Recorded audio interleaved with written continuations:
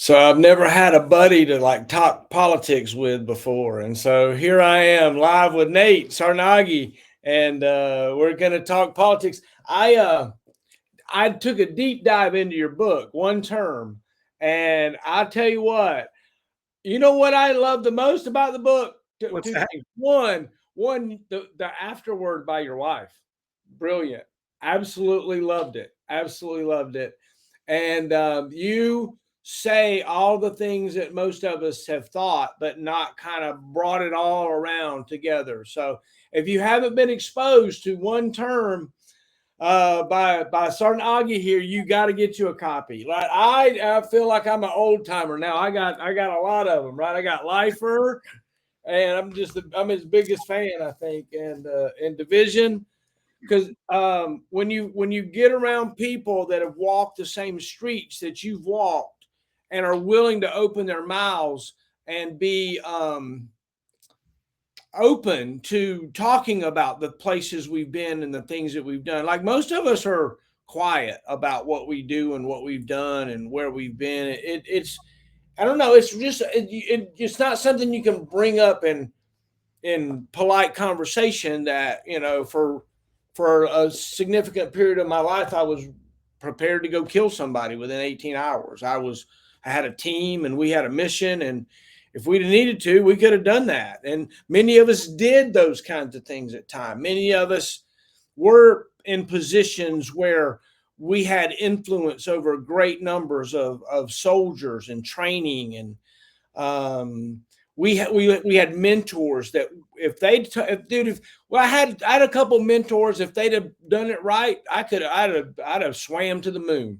It I would have done whatever it is they said. We'd have been snipe hunting. We'd have been doing whatever it was, looking for chem lights and for canopies and all those grid squares and all the things we used to do back then. So for you to be transparent and to say the things that you've said, thank you. I want to thank you. You've I mean, you and I have turned into really good buddies, I think. Oh yeah. When you read somebody else's words, you get a camaraderie. So we're doing something right now. I'm kind of calling in the foxhole, right? So imagine you and I just hanging out, and we're in the foxhole. We're looking out. Somebody else is the enemy. It's not me and you. And we're just kind of talking about the things that are going on, and we're just shooting the shit for our little 2 hour shift. Well, tonight we're here on election night, right? It's somebody described it on my Twitter feed. They said, I don't know if I was more worried about Y2K or tonight's election. I thought that was pretty good, right? I Yeah, thought that was pretty good. that's on the money. Yeah, that's on the money. Oh, man. So tell me about what you're thinking. Obviously, you're a Kamala Harris supporter. Sure, sure. As you can see there, I have been for what was it, last 3 months? She's been the primary candidate for the Democrat Party. But no, yeah. Going back to my book, I appreciate you giving me a shout out for that. The One Term. So the funny part about it's not even funny, but the how I started that was the 2020 election, and I wrote after Trump lost that initially lost. I wrote the first two chapters. I had it ready to go, but I told my wife, I said, I'm not going to do anything more until, if you remember, and if your guests remember, by the way, it's great to be back with your guests and you and your guests again. But if you remember, there was I think it was like the last choice or the last chance, I should say, where Trump, the state of Texas was suing Wisconsin, Michigan, Pennsylvania, and Georgia, specific big cities for fraudulent voting and stuff like that. And it was the state of Texas.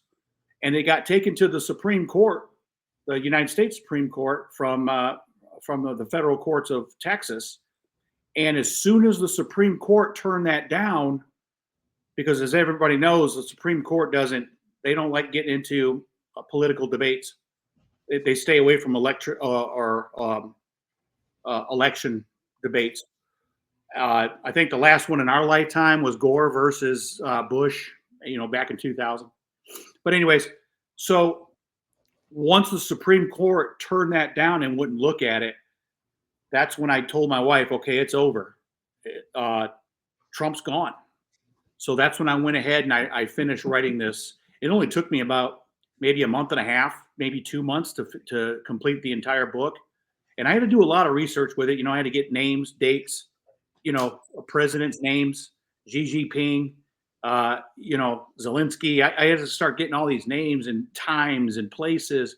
I had it all in my head, but I had to do a lot of research on it. So it was a fun book to write. It was good, but it was still kind of depressing at the same time as I was going through it. So I tell you what, tonight I'm excited. This is I've been waiting for tonight for 4 years. Yeah, right. Probably about half the country, if not even more now. There might even be 200 million of us that have been waiting for tonight for 4 years, and I'm excited. And you know what? I'm excited to be here talking with you on this podcast. That's awesome. So I can't wait. So what I figured we would do is to go and watch some mainstream together. I was thinking Tucker Carlson Network is going to have a coverage. I'm a subscriber. I'm going to go watch that, and we'll watch that together, or some other something, and we'll just hang out and see what happens. My wife's going to be around, and she'll probably be piping in at some point, and we're just going to be in for a long night together, just kind of hanging out like buddies. And if we get disconnected, we'll just come back together, and at some point we'll call it, either because we've had too many beers or we've given up, or we're joining the insurrection somewhere or something, Right. I don't know. So that's what I figured we'd do. What do you think? Sound like a good idea? Yeah, sure. Let's have fun with this. What else we got? I mean, I got it on Fox News right now. I think during like the 8:30 ish Eastern time hour, Right. we may maybe have to cut it off because I think we're going to start getting deep and heavy in that. I have a prediction. I think this is going to be called early tonight. I mean, when I mean early, I mean like maybe midnight, 11-ish Eastern time, midnight, maybe. I don't know. I think this is going to, and it's wishful thinking, but I think this might be I think this is going to be a blowout. I mean, I've never seen, whoever thought you were going to hear about 80 some million people early voting. I mean, that's never happened before across the country. Well, I agree. I totally agree. Let's see what we can. I just pulled up the Tucker Carlson Network to see. I think they're starting to stream at 6:30. So we'll see. We'll see if we can get that figured out. And let's go to Fox News. Yeah, that's going right now. They just started. They started at 5 o'clock your time, Central. My wife and I, we've been watching it for the last hour. I mean, nothing's come up yet. There's no winners of any states yet. The polls closed at 6 p.m. Eastern time, certain states. I know Ohio, where I'm at right now, we don't close until another 25 minutes, maybe 24 minutes, 7:30 our time. So we started this morning. I know Ohio opened up at 6:30 this morning, and we're closing at 7:30 Eastern time here, p.m.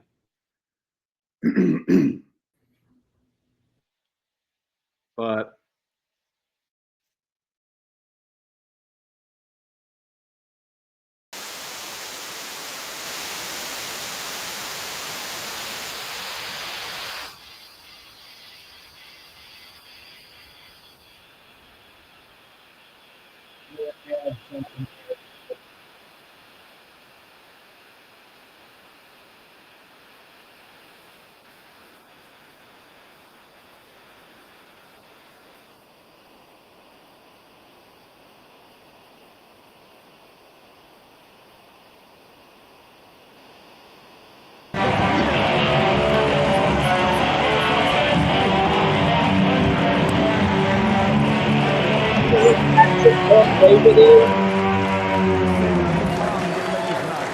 Yeah, next up, The man You who know who knows how to Patrick bring the Bet heat. David is? He knows everything from finance to romance. He's one of Miami's most eligible Can you hear ambassadors. He me? went from broke Barely, and woke barely to hear you. rich and voting for Donald Trump. Give it up for Adam Sosnick! You hear me? Yeah, I hear you, but I got to Oh figure out man, our let's sound. go. I got to figure out how to turn the National sound here anthem. down. All right, last but definitely not least, he's the National reason we are in this anthem. airplane hangar. He's a true visionary entrepreneur, the driving force behind Valuetainment, and it's because of leaders like him, the future actually does look bright. Put your hands All right, together. how's that? Is that any better? Yeah, that's better right there. All right, good. That, if I'm not mistaken, I think this is Trump's personal party he's having in Mar-a-Lago. If I'm not Oh, mistaken, is it? I think so. If I'm not mistaken, I might be wrong because I So can't this read. is Patrick Bet David. And I don't know. I don't know. Maybe let's listen to what he says and see what they say for a second.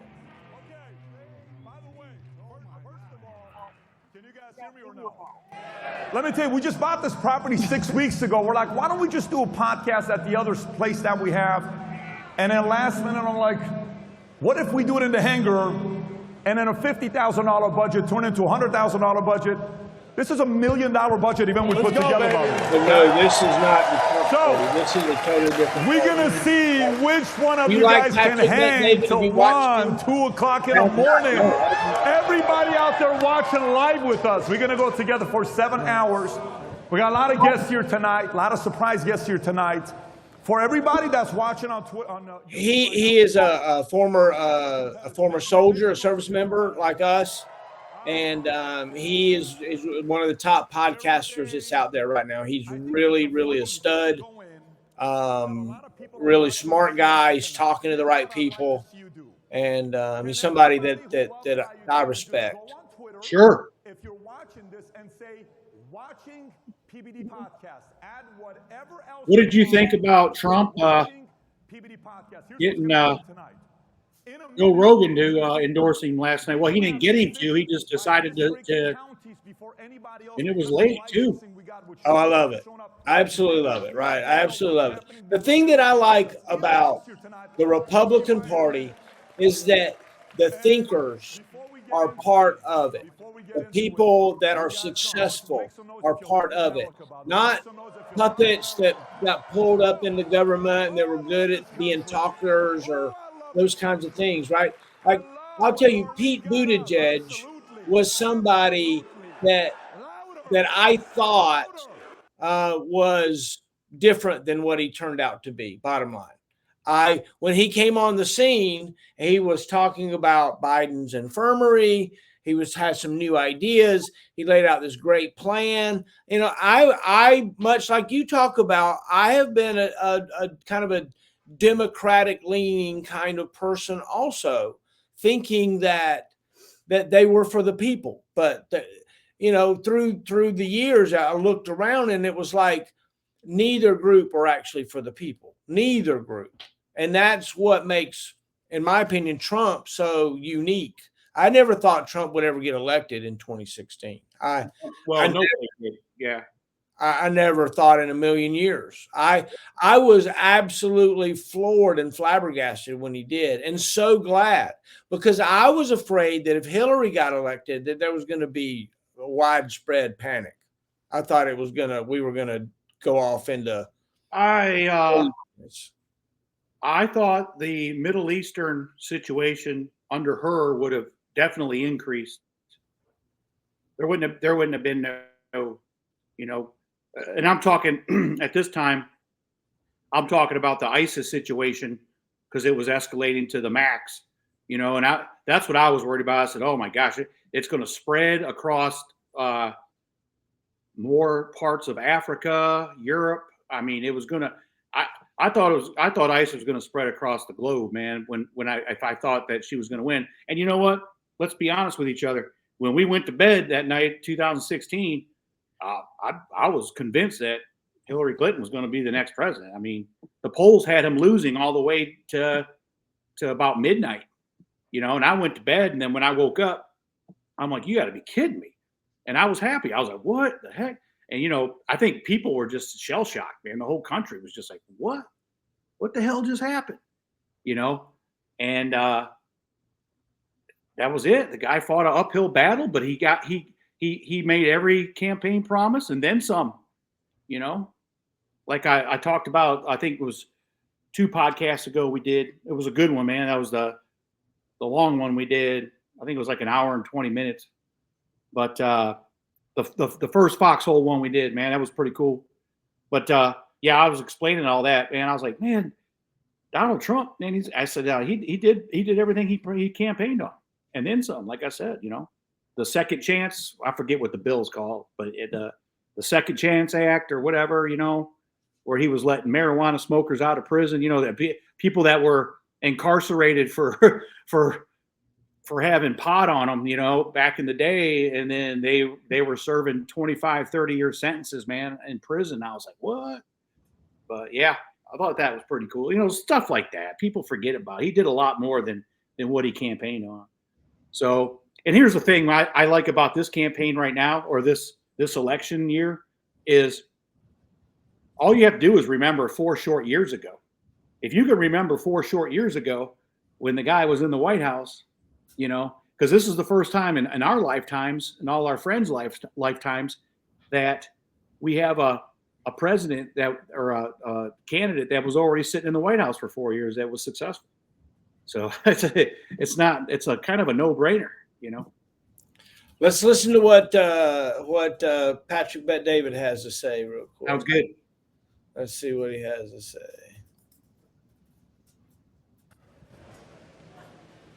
Yeah. Oh, do we have it? Yes, I do. I think we're. I don't want to step on Zach's Can you guys hear it's got to come down first. Okay, we'll wait for that. Yep. By the way, who's feeling optimistic tonight? Let's see. Let's see. Tom, show us what you got so far. All right. What we're going to be bringing you tonight is what you would be getting at home and more and better. We have got all the state returns, and we've got things that are flowing right in here to tell where everything is right now, right up to the moment. So we're going to be able to go back and forth on the congressional races, how that's going, but more important, we're all looking for the U.S. president race and to see where it is. And the early forecast that's out here like this, we'll be looking back and forth to that, but more importantly, we'll be looking to live results. Like what you can see here.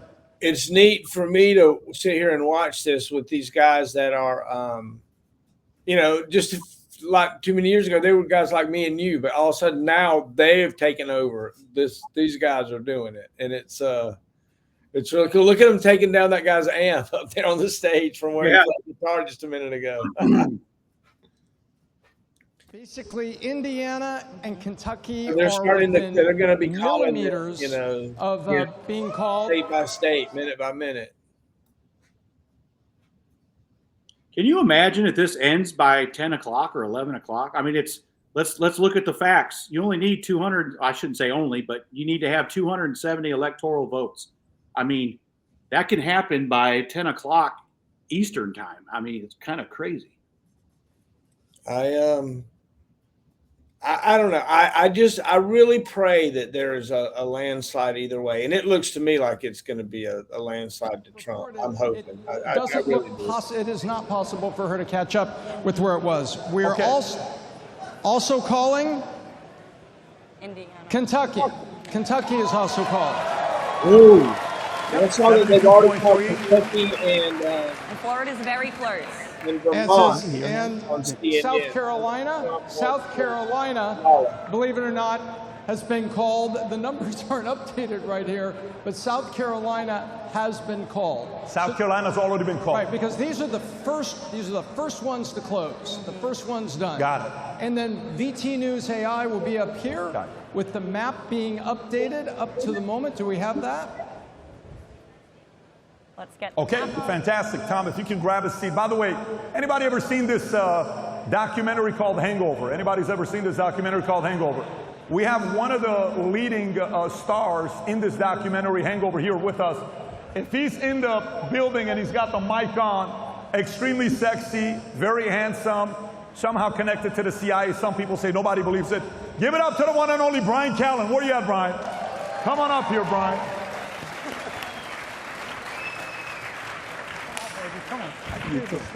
Grab a seat, grab a Brian, seat. come around, come around. Let me give you guys a few things that we have seen Kelly? so far that I don't know how much of it you're watching closely. This is what we know so far. Let me read this to you. Okay. So, how many of you are familiar with the bomb threats that came in Georgia? Has anybody been following that story? So apparently there's bomb threats in Georgia, and then what do we find out? That it was an employee, apparently, that was a part of it. A pollster. Right? Number two, Obama and Chuck Todd comes out, Chuck Todd on, is it MSNBC or CNN? Chuck Todd comes out and he says, Nevada will take a week to count. How many guys think a small state like Nevada should take a week to count? Then we have Pennsylvania DA. Did anybody hear what he said? If you haven't seen it, Rob, can we play the clip of Pennsylvania DA? This is a guy that I think one of the committees he's a part of, George Soros, gave $1.7 million.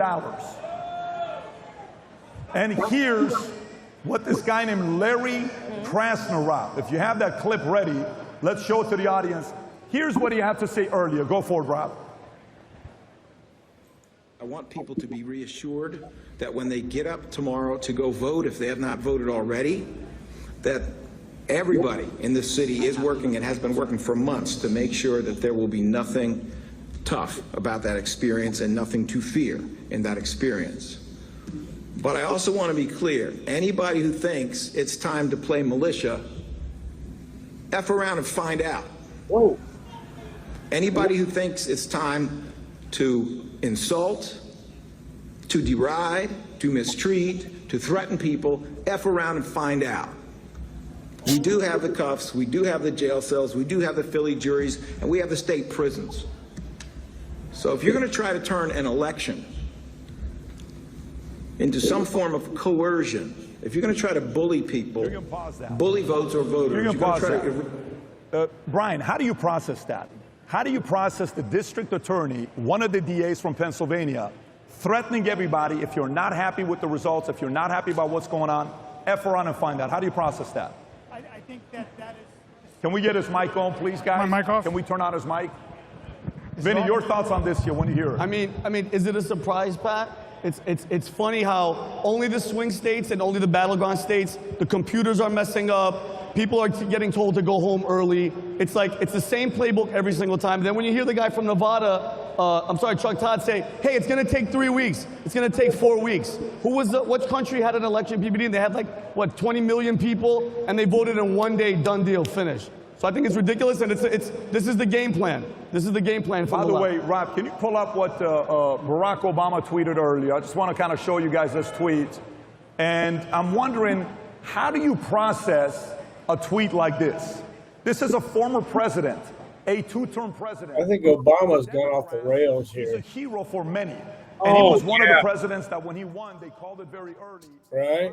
I have my, and I don't know, like I said, it might be, He said it took several days to count every ballot in 2020. And it's it might be too pre-planned, but I already got my Facebook post that I got Obama on there, and I'm like, sorry, he's not going to get his, he's not going to get his fourth term.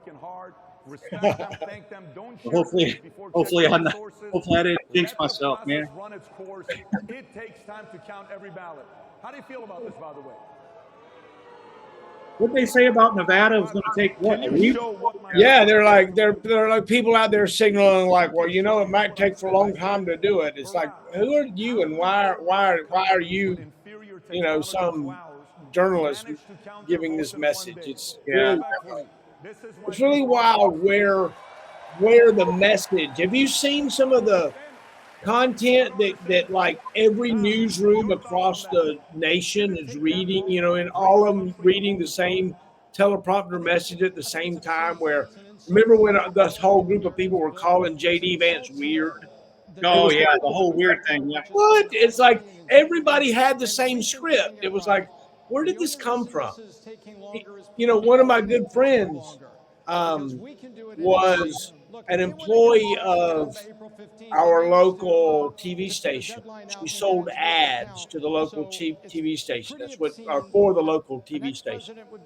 And while she was part of this, that whole TV station got sold to a larger group, and she became part of some, bigger thing.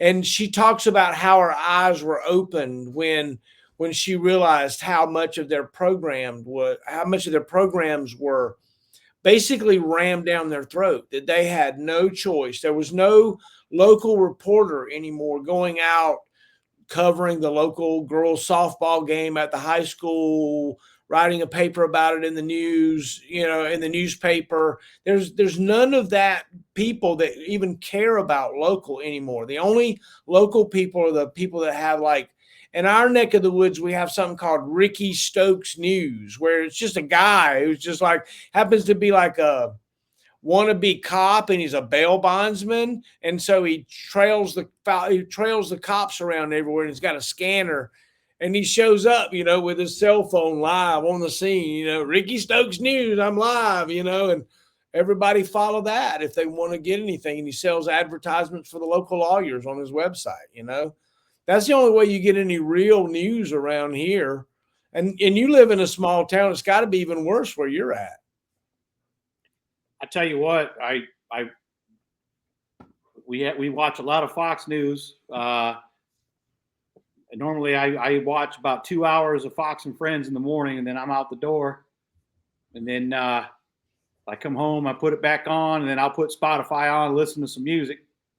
And that's pretty much it, man. Well, then when my wife's off work, we'll watch a movie or two, we'll get on Amazon Prime or whatever. But yeah, I mean, normally it's just, yeah. You already got MSNBC, all the main, pretty much half the mainstream media. I mean, you already got them. You already have them threatening today's results. This is what's going to happen. It's almost like they predict Trump's going to win or something, and they're already like putting their scare tactics out and all this stuff, kind of like what they're talking about. These swing states, are doing right now. They're actually already started doing it, F around and find out, or it's going to take probably a week for Nevada. And come on, give me a break. Yeah, it's wild. It really is it's wild. The same playbook, man. You and I have seen this our whole lives. It's the same playbook. It is really wild. It is. Let's go back over here and see what they're talking about real quick. All right. About race, and I think him coming out, what's the last thing, what did he say the other day too? Spreading lies. Do you guys remember the whole, there's good people on both sides? He was pushing that the other day as well, and I think it's time for this guy just to disappear, and I hope after this election he's gone. Period. Done deal. Okay, so which one of you, maybe Tom, I'll come to you, because Tom is very analytical, data-driven, logical. What's your position tonight? Where are you at, percentage-wise, Trump winning or Kamala winning tonight, based on what you're seeing with the polls? What do I see right now? Kind of what my call was as the polls were closing? That's what is my call right now? What do you think is going to happen tonight based on the stuff you're seeing? Got it. What I think is going to happen tonight is we are going to see North Carolina, Georgia, and Florida go. As a matter of fact, Florida is probably less than 20 minutes away from being called. It's that strong in the rural counties already in the great state of Florida. Yeah. So, however, we saw what was going on in Bucks County. We saw what was going on in Philadelphia. Trump, I believe, has the early vote and the mail-in vote. It was very strong Republican registration. You don't know who voted in those, but you know who registered. And what we see here is, I believe Pennsylvania should be Trump's, but I don't trust Philadelphia and I don't trust Bucks County. Because if they call Philadelphia, the mainstream media knows they're calling the race. So I look at Pennsylvania and look at the Democrat machine in Philadelphia wants to hold back that state. But I think it holds back the inevitable. That's how I see it. Adam, boom. As far as odds? Odds tonight. What do you think is going to happen tonight? Okay. Well, we're going to call some people out real quick. Can we go back in history just a second? Sure. Okay. Audio okay out there, guys? We doing okay? Yeah. Make some noise. Make some noise if you're voting for Trump this time around. I know we have a huge Kamala base out there. Make some noise over here at the Kamala camp. Awesome job, guys. I think in 2020, a lot of people don't understand that Joe Biden was actually the favorite. I think due to COVID and just sort of, whether you want to blame it on the media, blame it on Trump, a combination of both, the country was sort of over Trump. But it's almost like a breakup with an ex. Until you start dating someone else and you're like, the ex actually wasn't that bad. He might have told me the things that I was uncomfortable hearing, but he was right. You're starting to see a lot of things out there saying Trump was right. Have you seen this thing out there? Trump was right. So this time around, Vegas has Trump up 60% to 40%. Vegas has Trump up 60 to 40. So it's basically the exact same odds Biden had with Trump last year. Trump has a little bit of better odds than Kamala this year. Okay, so did you guys hear what he just said, or you want me to repeat it? Who heard what he said? Did anybody hear what he said? Okay. Vegas, by the way, just so you know, the AB team is figuring out, it's great on YouTube. You guys, they're going to figure it out in the room. Vegas odds last time in 2020 had Biden winning. Vegas odds this time has Trump winning 60-40, a bigger lead than what they had last time with Biden winning. Right. And that's Vegas. Vegas doesn't like to lose money. To kind of just, to put it in pollster terms, everybody knows the race is to 270, right? So if it's a football game, if you've ever bet on football or basketball, any sports out there, maybe I'm admitting I had a problem at one point in my life, there's something called the over-under. So Trump's over-under, if you want to place a bet, is 280, meaning they're expecting him to win by at least 10 points. Kamala's over-under is 256. So I say this all the time. I don't trust Pew. I don't trust Quinnipiac, ABC, NBC, CBS, Fox, none of it, because they have no accountability. Who has accountability is Vegas, because if they lose, if they're wrong, you know what they got to do? Pay up. So FTM, follow the money. Vegas has their money on Trump. So what do you think about that? That's crazy. That's actually exciting. 60-40 in freaking Vegas. Man, dude, who knew? Well, I thought, so I've been looking at if you've been seeing the apps where you can like live bet now, you can like, oh yeah, you can go and do an app and bet on, I'll forget what it's called, Snaggle or something. I don't know. I got on one today. I looked at it. Yeah. And, I don't know. It just seems interesting so look, the Vegas odds are the true odds, right? Those are the people that are betting things that matter. ABC and their little poll, who do they respond to? Who the heck does ABC is owned by now? Disney, Comcast, ESPN. I mean, they're all wrapped up into one thing, right? Time Warner. I don't even know. There's no Spectrum. Look, one of the interesting things about America is that there's once you become a small business and you get to a certain size, somebody large buys you, and the small business part of it goes away. Look, in my town, I'm in a community of, I don't know, 75, maybe 100,000 in a whole big community.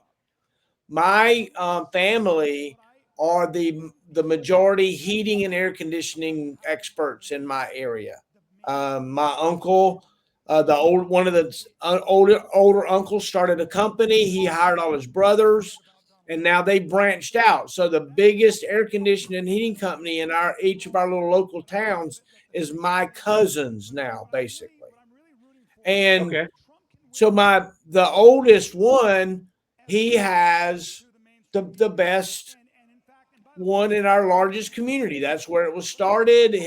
His dad basically sold him the business, and now he has built it up, and he has now sold the business just in the past few months. It's not even widely known publicly, but he has sold the business to a larger company, and it's they're doing it now, not him anymore.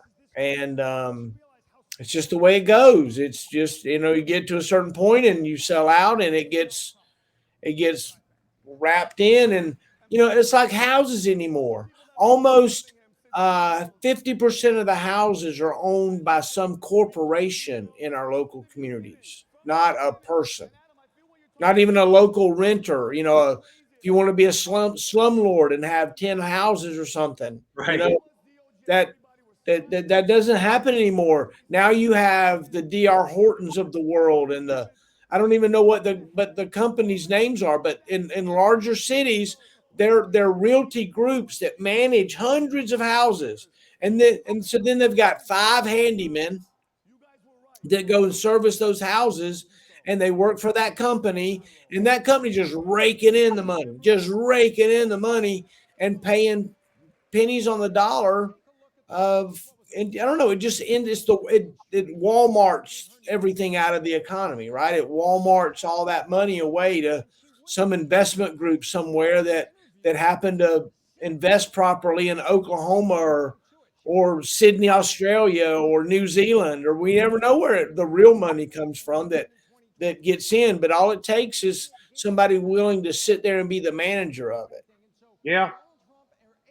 No, I agree. It's like that in small towns too. We got about 3,300 people in our community here, and we have a subdivision that their company went bankrupt, and so like you said, another sub company will take that over, man, and start renting these places out to people, and they're actually like nice 2-story, 4-bedroom houses, man. But then again, that had a lot to do with the housing crisis, back in 07, 08, But yeah, it's still uh, it's still falling downhill from the 2007, 2008. When you look at the housing crisis back in that era, people are still feeling the effect today, For you know, sure. from For that. And one of the things that bubble did was it caused everybody up and down the market, unless you were ultra rich, to lose all that value that you had in your home. It all went away. It all evaporated. Suddenly your house is worth $270,000, and the next day it's worth $180,000. It's like, well, where did that $90,000 go? What happened? Where did Even less. Yeah. Yeah, many times less. And it's like, what? Well, now all of a sudden, now I have a loan that where I'm paying for this value, and I can't sell it, but for this, what do I do? And then many people had to just walk away. Many people they didn't know how to deal with that, right? And so that bubble is a long standing thing. It's a long term thing that only certain people benefited from. But if you benefited from it, you benefited a lot. And you know what the problem was? They were given these banks were authorizing these young couples that didn't even have the income, the collateral. If you want to know the truth, they didn't have the collateral to buy a $250,000 4-bedroom, 3-bath house. You know what I'm saying? So they approved these loans, man. They know that they knew these kids couldn't pay it off, but they still approved them. They incentivized the commission on selling a loan. Yes. Okay. So when they incentivize that, what it causes is for everybody up and down the chain to want to get that loan through. So at each level, somebody cheats just a little bit, and they all get paid when it's over. The homeowner gets what he wants, and then the people go into the system, right? My wife Penny is a lawyer, and so she just recently been in practice for a few years, but I'm seeing it more, and I'm realizing what a scam this bankruptcy process stuff, how big just a total wild scam it is that the finance companies and quite frankly the lawyers take advantage of and get paid big bucks. You're forgetting the trustees and And the the- government, they get paid big bucks. The trustees and the government get paid big bucks as part of something that what happens is once you get a taste of it, once you get a taste of a bankruptcy, you're like, oh man, that wasn't that bad. That wasn't that bad. That wasn't that bad. Hey, we got 2 of those applications in the mailbox last week. You want me to fill one of them out? Yeah, no. Matter of fact, let me go online. Let's see if I can get credit again. Right? 6 months later, 6 months after bankruptcy, they're getting more credit and they're back on that drug again. Mm-hmm. And now they've got the bankruptcy bill and they've got the new credit bill. Now, they might have started with a lot of credit, in the get-go. They may have filed bankruptcy on $30,000 at the beginning or $80,000 sometimes, even more than that sometimes. But so now the bankruptcy system will get it on a till. They'll only let them, but they'll give them money. You give them a few months, they'll give them money.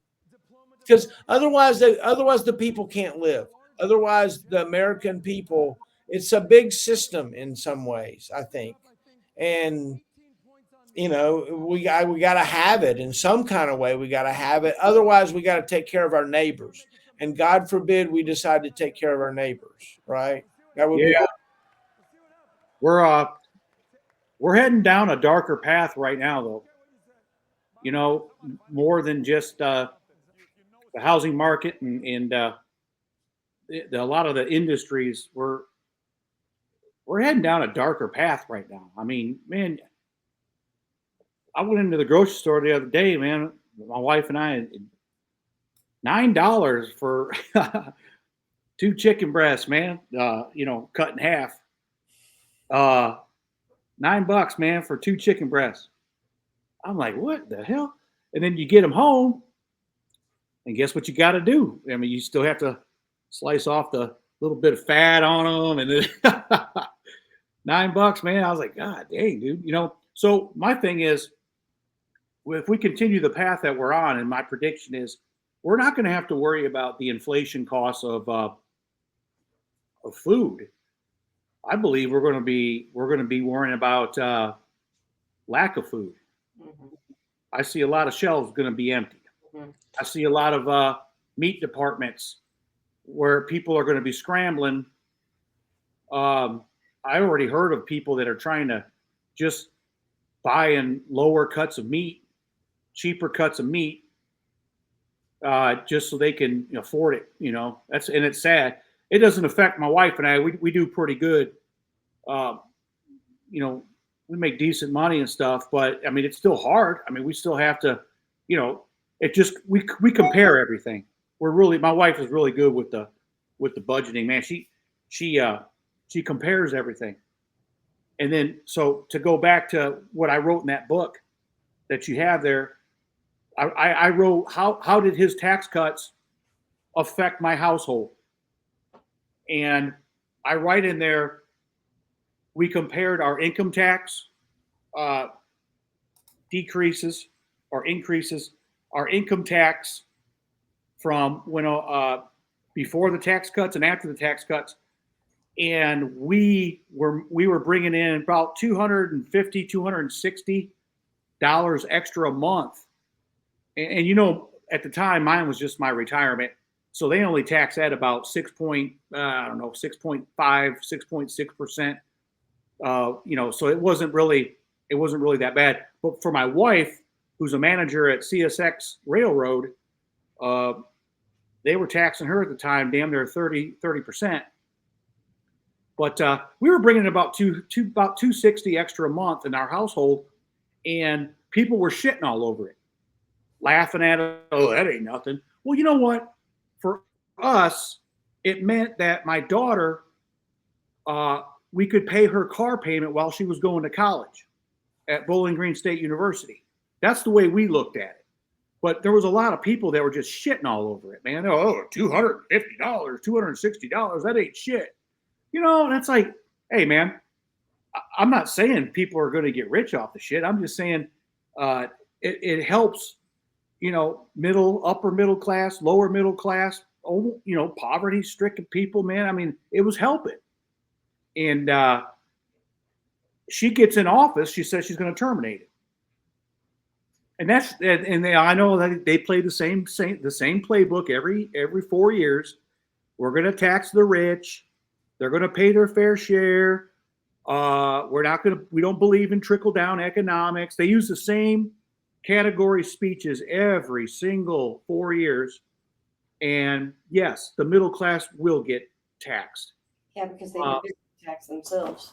Poverty stricken will get taxed, increased. I mean, when you get our age, man, I mean, I'm 52, man. I've been seeing this shit for my entire adult life, man, you know?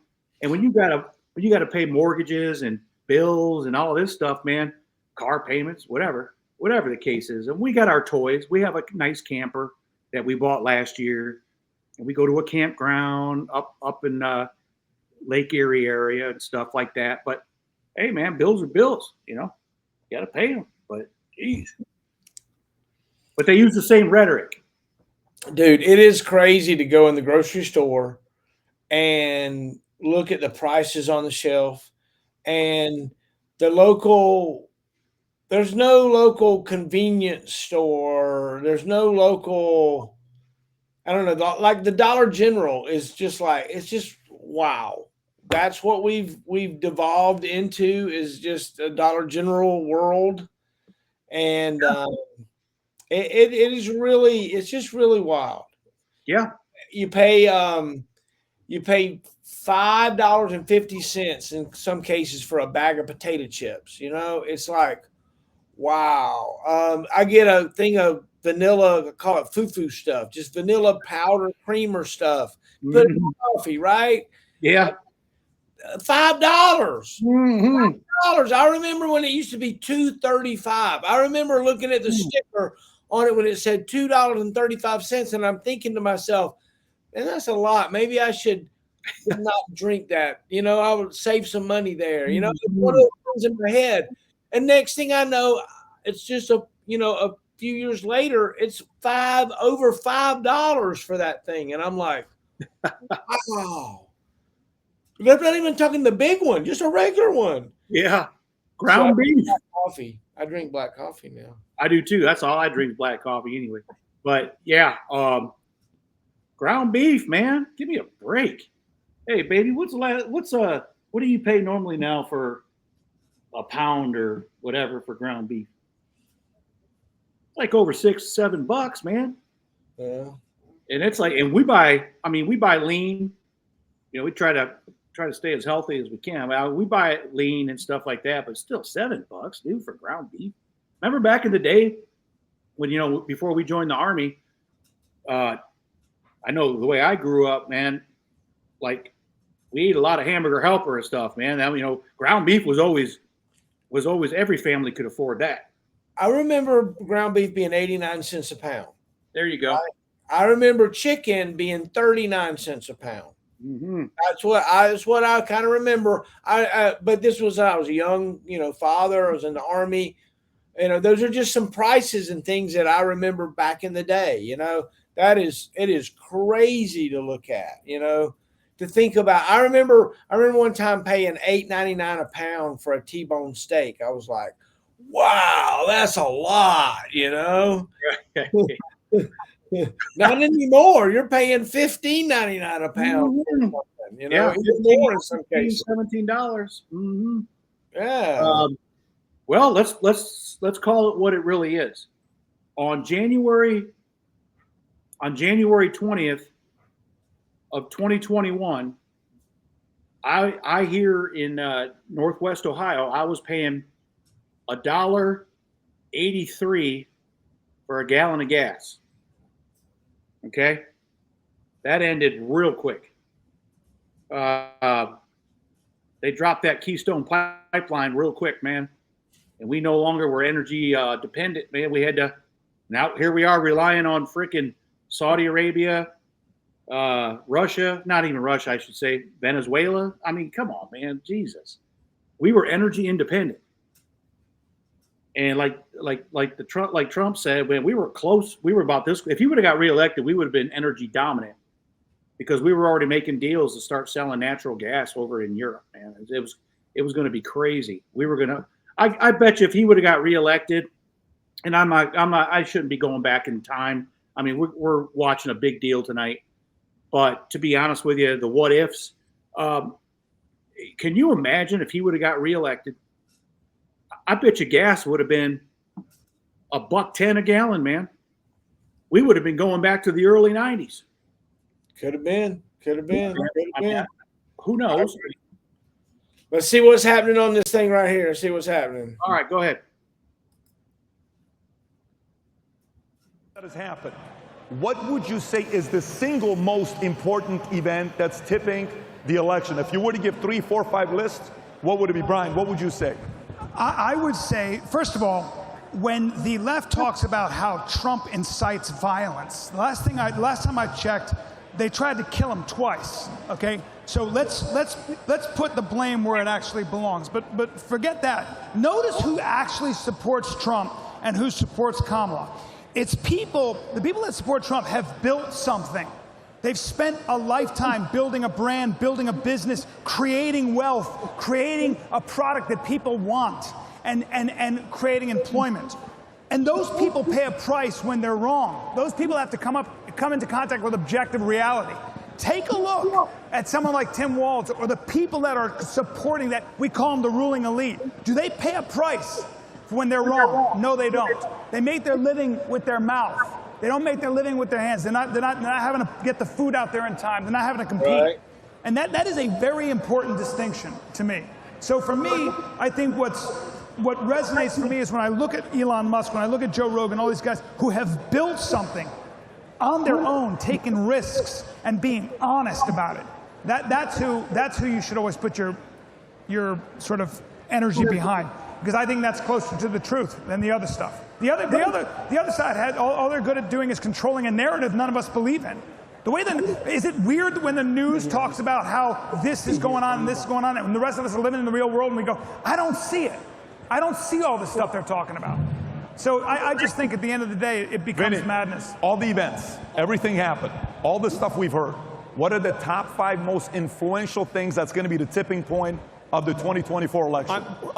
Just off the top of my head, I think number 1, and this is no joke, and I think everybody will test, Elon Musk spending $46 billion and losing money for Twitter so we can hear everything. Because none of us would be hearing shit. Yeah. You wouldn't be hearing anything. They could get away with anything if it wasn't for him, Pat. I think RFK coming to our side. Yeah. I think Tulsi Gabbard coming to our side. Yeah. I think the assassination attempts, plural, made people go, like the first one, they were like, oh my God. And then the second guy, people on the other side. I have liberal friends. I have liberal cousins that were like, oh my God, you're like, they're really trying to take him out. And I said, yeah, who is they? It's not a lone wolf guy. It's not some kid on a roof that all of a sudden, everybody in the Secret Service, all law enforcement, everybody, U.S. Marshals, everybody forgot how to do their job that one day. I think where's that at, Pat? 4? I don't know, I think that's it for me. That's it. But Adam, Eli's number 1. Well, amen. I think Trump is just due. So we were at by the way, if you get the chance to I watched Elon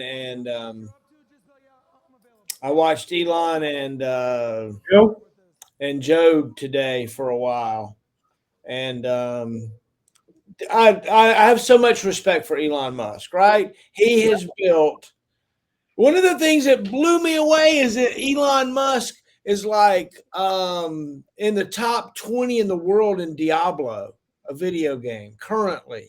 And he's putting rockets on the moon, and he's boring holes in the ground, and he's making flamethrowers and electric cars, and still finds time to be number one or number in the top 20 in the world in a very hard video game. If you've ever played video games, to be ranked top 20 in a video game in the world, that's wow. Right.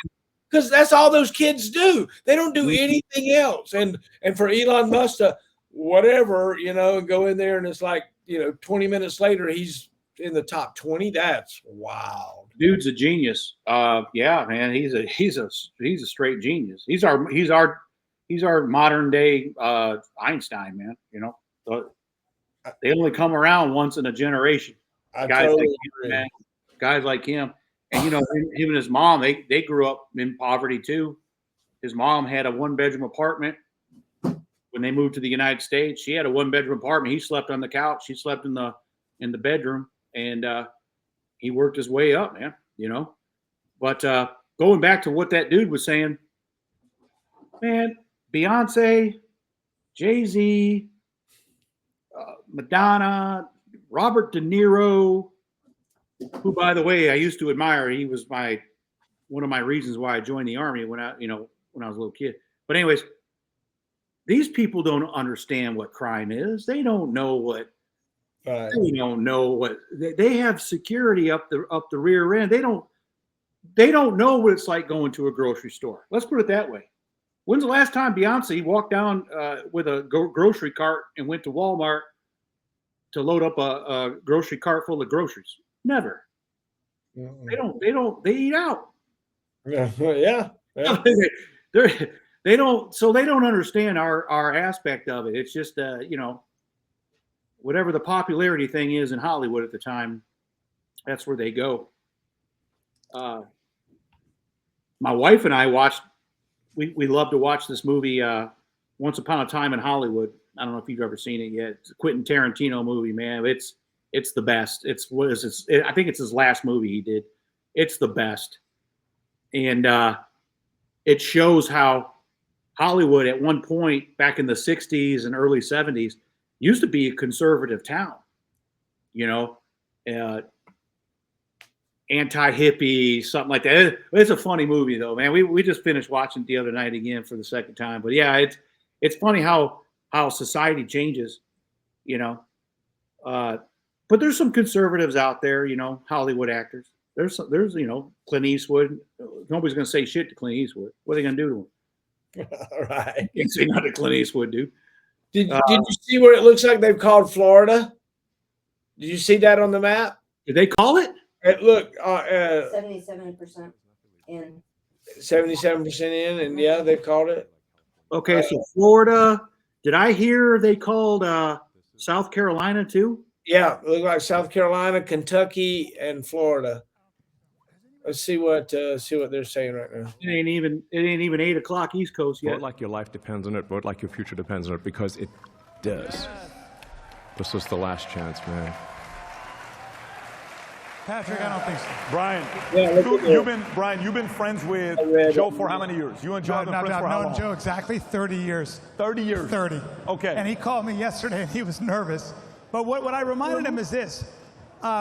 Look, at the end of the day, the Republic is strong, and I just don't think that this is the last election. And I got news for you. A lot of the people that are coming across the border come from staunchly Catholic backgrounds.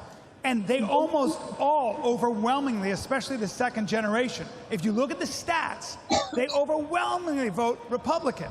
So I'm just not that worried. And by the way, I think we will endure. And I think if Kamala wins, we give her 4 more years to screw things up even worse.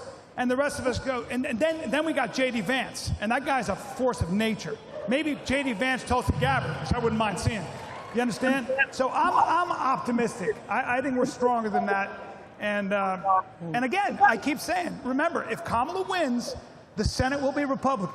Try getting anything done. Just watch. Question for you, Brian. 2 years ago, yeah. If you and I are having a drink together, we're out there having, doing our thing. I ask you, do you think Rogan will ever endorse Trump and have him on? What would you have said 2 years ago? Well, I remember when he called me about having him on a long time ago. And I think what he was worried about was that you know, if he has him on, there are going to be people on the right that are going to give him a hard time for not asking him, you know, certain questions, and then there are going to be people on the left who are going to be like, you didn't ask him hard enough questions. So you're damned if you do, damned if you don't. But I think. So let's do this, Nate. Let's do this for a second, and I want to take just a minute, if you don't mind. Yeah. And give you an opportunity to talk through this book, right? I you've got some really neat chapters, right? From Democrat to Republican, coming down the escalator, you know, Trump versus the top groomed establishment. I mean, you really go through it, right? And Yes. it, you know, even to the 75 million skeptical American voters, right? This is it's a really great book. Man, it's good. Tell me about it. Tell me if you were going to give me like in your foreword, you really do a good job of explaining what is happening and why you did this. Do that for me. The individual that did the forward, she's my wife's best friend that my wife grew up with in Cleveland, Ohio. And then of course my wife did the afterword, but that I want everybody to understand that book is not a I love Trump. Okay. It's not. Trump did some shit that pissed me off. I did not, and I write about all this too. People have the wrong idea just because of the cover of it. You know, never judge a book by its cover. Well, a lot of people did that with this one. I had a couple bad comments on Amazon too. It was ridiculous. But anyways, I didn't like how Trump called out McCain, Senator McCain at the time when his Vietnam experience, being a POW and all that. I didn't like it. And I myself thought, okay, well, that's the end of him. I told my wife, I said, well, he's done. Well, you know, it didn't happen. But I didn't like it. I write about it in the book. I understand why he did it. I don't like it, though. People got to understand. I write this in detail in the book, what John McCain had to endure in his 5 years in captivity in Hanoi, Vietnam, North Vietnam at the time, and what he had to endure and how many times they broke his shoulders. You know, they gave the guy an opportunity to go home because his dad was a retired admiral, and he refused. And after he refused, because it was supposed to be a political stunt, after he refused, they broke his shoulders again. A lot of people don't realize that shit, man. But I write about that. I didn't like Trump's comment about the POW shit. I'll just leave it at that. But I write this book so that people can understand. I'm not a guy from the East Coast or the West Coast. I'm not an elitist. This book, I wrote this from the perspective of a middle class person in middle America. Okay, I'm in Northwest Ohio. I'm in farm town. And I wanted everybody to understand that this is a perspective from me, because you can get a book from Hillary Clinton. You can get a book from whatever, Obama's, whatever. You're getting this book from me from a perspective of a middle class guy in middle America. And that's how I wanted to write it. As you can tell when you read the book, there's I got F-bombs in there, man. I talk about the 82nd because I relate everything to my experiences in the military. I think in the beginning I mentioned our Haiti invasion we were about to do, because I used to praise Bill Clinton. You know, he was the first president I voted for, man. When I was old enough to vote, I was in the Army, and I voted for Bill Clinton. And I thought Bill Clinton was pretty kick ass. And today, and I'll say it again, if you want my opinion today, Bill Clinton would be considered a moderate Republican. His policies. Think about it, man. What Democrat leader today would impose a welfare program where you had to work 20 to 25 hours a week to earn your welfare paycheck? You would never hear of that. Well, Bill Clinton did that. But back in those days, that was what the Democrat Party was. And I try to tell my Democrat friends and family that party no longer exists. They're Right. gone. Right. They don't exist no more, dude. JFK. I write this in the book. I actually, if you look at I think is it in the introduction or something? I write down my 5 favorite presidents, or in my opinion, the 5 strongest presidents in U.S. history, and I put JFK in there because he stood up to the Soviet Union and threatened them with nuclear conflict. Man, it was the scariest time of the United States. But today, those guys would not be considered part of what today's radical Democrat Party is, man. It just wouldn't happen. And I think Bill Clinton was the last one. I'm sorry, he was the last one. Yeah, Penny's over here agreeing the same thing. She's like, "Yep, yes."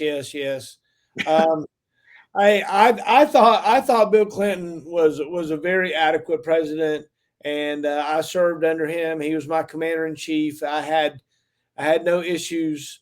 The issues I had was when George Bush and his clan was lying to us and sending us to Iraq, and we all kind of knew it, right? I remember Colin Powell sitting in front of the United Nations, and he read that prepared statement. And I'm a soldier.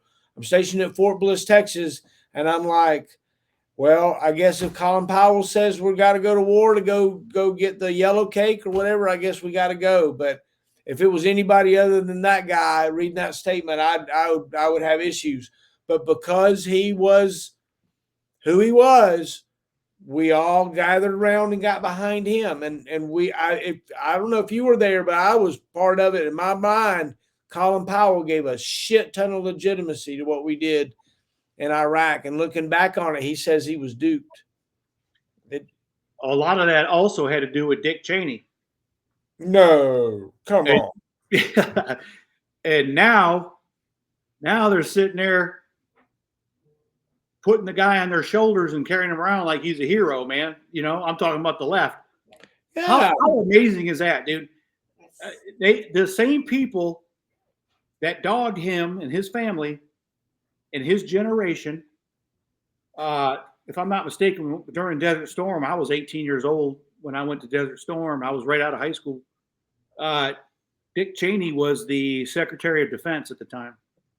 And, oh yeah, warmongers. I used to hear it all, but because they turned their back on Trump, and you got to ask yourself something. Why did they turn their back on Trump? Because Trump called them out. He said, you guys were full of crap for this whole Iraq bull crap. And he called them out on it. He said, you guys are warmongers, man. The same thing the left said about him 1,000 million times, 100,000 times. And they're doing it now, or now he's a hero because he's against Trump, because Trump called him out. So I sit back and watch this and just laugh my ass off, man. Liz Cheney, whoever thought that's, in my opinion, that's how non-intelligent, that's a nice way for me to say it. That's how non-intelligent that Kamala is. Yeah. Buddying up with Liz Cheney. Give me a break.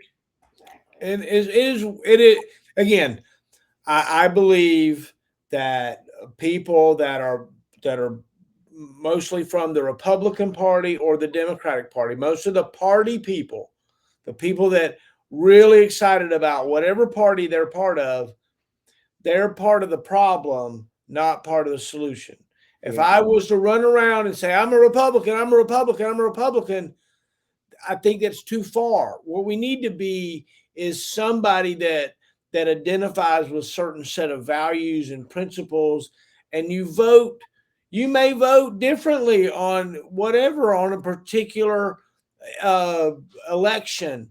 But what we don't need are people that are so bought into some system through the World Economic Forum and all of this Congress and insider trading and all of these things. I just think that we have to get away from that. And I don't know necessarily that term limits is the way to do it, because term limits breeds this whole other class of people that sit just below these people that go in and out. It's a tough thing to do to figure out how it all works, but we got to do something. All we can do is what the majority of the country did today, and that's get out there and get to a ballot box. Yeah, there you go, right there, bro. Vote, man. I mean, that. And if we lose this, if we lose it, if we lose the voting thing, that's it. We're done. Like I said, we ain't gonna have to worry about the price of food. We're gonna have to worry about the lack of food. Yeah. And that scares me, man, because that's the shape that we're going right now is we're heading down a dangerous path, man. Dude, we got, what was it, 10, 11,000 North Korean troops just ended up going to Russia last week to coalition with them for freaking to fight in Ukraine.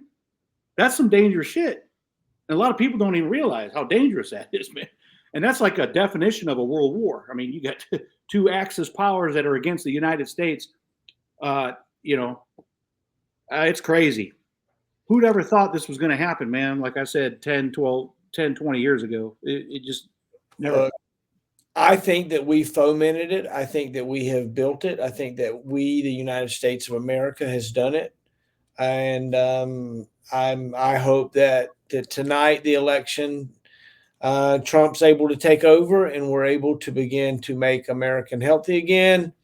We can begin to make America great again. We can begin to, like your hat says, take America back. And we can get rid of this managerial class that we've built up upon layer in the federal government that we do not need. We do not need the federal government looking over. It's just crazy. We all know it's crazy. We all understand the jobs that the government does. All it does is it finds a way to make itself bigger and to work less. And we to spend every money and every dollar in your budget, right? We watch the end of the fiscal year and the Army come around, and it's like all of a sudden the commander's in there flipping through a friggin' thing and he's circling stuff and he's bringing it to a supply sergeant and says, spend all the money, get this stuff right here, right? And you gotta spend all that money. You gotta, otherwise you don't get so much. And so it just gets bigger and it balloons and it balloons and it balloons. It's crazy. Well, speaking of that, and this is something I mentioned in Division or maybe even in Lifer. Do you remember like the Air Force, the battle between the Air Force and the Army during a large package airborne operation? Do you remember like if there was a storm or something, they would battle who would call it? Right, weather call. Yeah, so you know what? I never thought about that. That is a great point. They call weather call. Each branch were afraid to call it. Oh yeah. Because if the Army called it, the Army would have to. It would come out of the budget. Yep. From the Army, and if the Air Force called it out of safety for the aircraft and the paratroopers, which they should have 100 times, the cost would go on their branch. And that's why we flew. Okay. So let's talk about that just for a second. Many times the Air Force would get training if they flew over the drop zone and didn't get to turn on the green light. They got a category level of training. If they turn on the green light, they got another level. But they could get a lot of their checks done by flying a no-go mission if they got to the drop zone. So that was always that weather call. And I agree, that is a neat thing. And I have insight into that maybe many people don't, because I was sat in many of those. And we dealt with that at Advanced Airborne School, training students and who's gonna call the weather. Are we gonna call it today, guys? And the pilot be like, nope, even if I get there, I get my box checked. I just want to get there one time, dude. Let me get there one time. And I'm like, oh man, come on. Well, you know what? That makes sense too, because I forgot about those days. There were days where we were flying out into a storm Sicily, Holland, wherever, Normandy, drop zones, and we would we would fly, knowing damn well it was lightning outside, and I'll be damned if we got the word that we were turning around and heading back to Green Ramp, and so that makes sense. So they get their time, you know, a lot of like the fixed wing pilots or rotary wing pilots in the Army, you know, they get their time too, you know, even in bad weather. Oh yeah. But yeah, so that makes sense. Yeah, that makes sense. Well, I'll tell you what though, it didn't happen a lot. That light was still going green. I mean, we all wanted to get out of that aircraft. If we flew, if you got me on board that aircraft and we took off, I wanted to jump. I did not want to fly back. I did not want to fly back and land and waddle back off the airplane like a loser. Nobody wanted to waddle off an aircraft like a loser. Did you go to Haiti? Did you fly? Did you get on that aircraft? For Haiti? Yeah. Yeah, I was on one of the C-130s. Oh wow, yeah. So I was on aircraft number 3 heading into Haiti. We got turned around. Did you fly through the thunderstorm? Yeah. Did you no. We were farther back because we weren't DRB1. Okay. So who were you supporting at the time? Do you remember?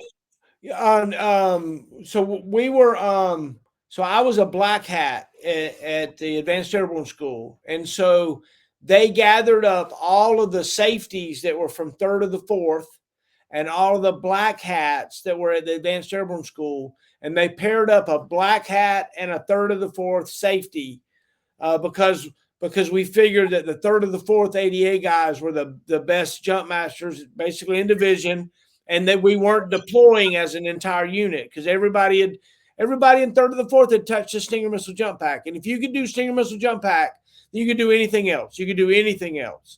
And so, I mean, me and my battalion command Sergeant Major Adams was on aircraft number 3.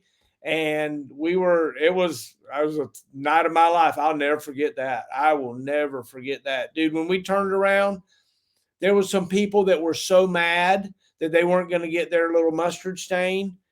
I mean, mad, dude, mad. And there were some people that were so happy that they weren't going to go have to jump into war and go do whatever it might be. And the dichotomy of that, it was night and day. It was really interesting tension. It was wild. Let me tell you something, man. I've seen more religious people on the aircraft giving the cross, a lot of praying going on. And then when the jump master communicated with us that we were going to turn around and head back to Fort Bragg, then they all started acting all pissed off. Oh, man, this is bull crap. And I was like, man, a minute ago you were just praying. You know, I mean, I got it. We were scared because we were gonna jump on Pegasus drop zone. That was I think just outside of Port-au-Prince or something like that. Pegasus, there was 2 drop zones. I remember that. Yeah. Oh yeah. They warned us that there were Connexes that had spikes welded to them, scattered across the drop zone. Mm-hmm. And then they tried to tell us that they were going to be cleared off by engineers by the time we hit TOT, and we weren't buying it, man. I was like, we're going to get some jacked up people, man, but that's okay. And my mentality was the same thing. I was like, I'm going to get a mustard stain. And oh, by the way, dude, this was going to be my 6th jump. No way. Wow. This was my cherry blast in the 82nd. It was going to be mustard stain and a CIB just by exiting out a door, man. Wow. They turned us around. Oh, yeah. But like I said, I think we were more in the rear because we weren't DRB1. If I'm not mistaken, I think the 04 was DRB1. The 504th was DRB1. So they were in the lead, if I'm not mistaken. I agree, yes, for sure. And then 325 and then the 505th, if I'm not mistaken. Because you're talking September of 94. And I do write about it in the one-term book you just bought. Yeah, that was my first jump experience in the 82nd. We didn't jump, but that was my first airborne threatening experience, man. So, excuse me, how's my son? But anyways, yeah, Haiti. It was going to be the largest airborne invasion since D-Day. I remember that. I was proud to be part of that, but and that was that. So the reason I put that in one term, going back to talking about the political aspect of one term, the reason I put that in there was because I was trying to explain the strength of Bill Clinton at the time. Okay, he wasn't bullshitting. Right. He put the entire 82nd Airborne Division in the air and was going to invade another foreign country all at one time, man. Two drop zones.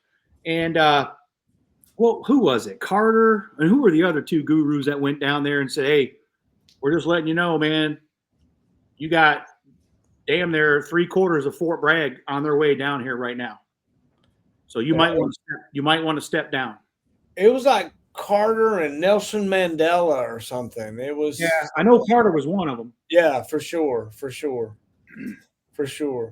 So Nate, let's do this, man. It's been great. I've enjoyed it. Let's call it and we'll get back together later in the week and we'll talk about the results. And if something really goes crazy, because we're not going to bed, neither one of us. No. So if something crazy happens, if you want to talk about it, hit me up and we'll pop back on. Okay. Sounds good, buddy.